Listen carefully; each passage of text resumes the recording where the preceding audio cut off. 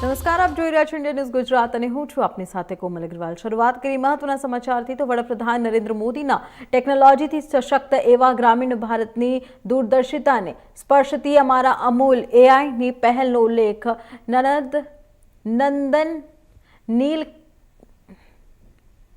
નીલકેજીએ #India AI impact summit દરમિયાન કર્યો। તે વાત જાણીને મને અત્યંત હર્ષની લાગણી થઈ। તાજેતરમાં જ આ પ્લેટફોર્મનો પ્રારંભ કરવાની મને તક મળી।